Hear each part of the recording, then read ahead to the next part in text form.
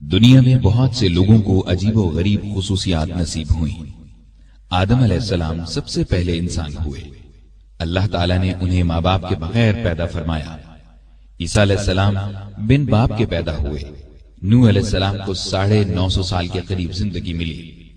ابراہیم علیہ السلام کو آگ میں ڈالا گیا، آگ انہیں جلا نہ سکی۔ اسماعیل علیہ السلام کے گلے پر چھری چلائی گئی، گلا نہ کٹا۔ یونس علیہ السلام کو مچھلی نے زندہ نگلا، پھر مچھلی کے پیٹ سے زندہ نکل آئے۔ موسیٰ علیہ السلام سے کوہ طور پر اللہ تعالیٰ نے کلام فرمایا۔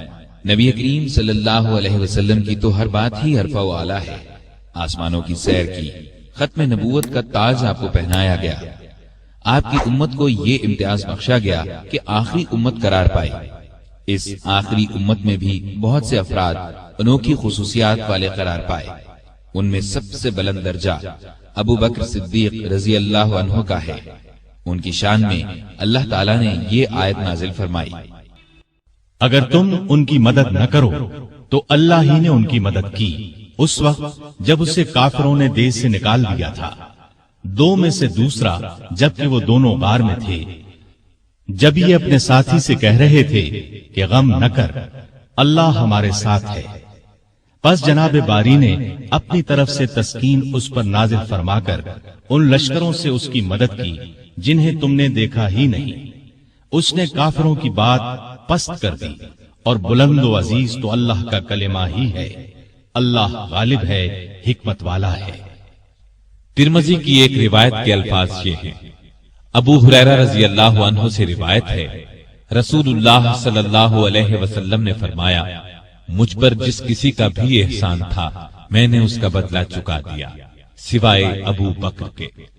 مجھ پر ابو بکر کا احسان باقی ہے، اس کا بدلہ اللہ تعالیٰ ہی قیامت کے دن عطا کرے گا۔ اور مجھے کسی کے مال نے اتنا نفع نہیں دیا جتنا ابو بکر کے مال نے نفع دیا۔ اگر میں کسی کو اپنا جانی دوست بناتا تو ابو بکر کو بناتا۔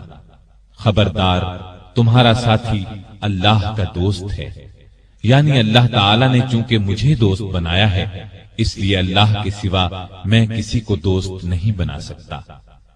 مسلم کی ایک حدیث کے الفاظ یوں ہیں، ابو بکر میرے بھائی اور میرے ساتھی ہیں، اور اللہ تعالیٰ نے تمہارے ساتھی کو دوست بنایا ہے۔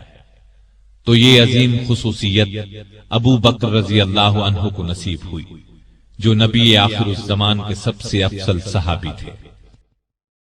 سبسکرائب کیجئے ہمارے چینل اور دبائیے بیل کا آئیکن تاکہ آپ کو ریگولر نوٹیفیکیشن اپڈیٹس مل سکے۔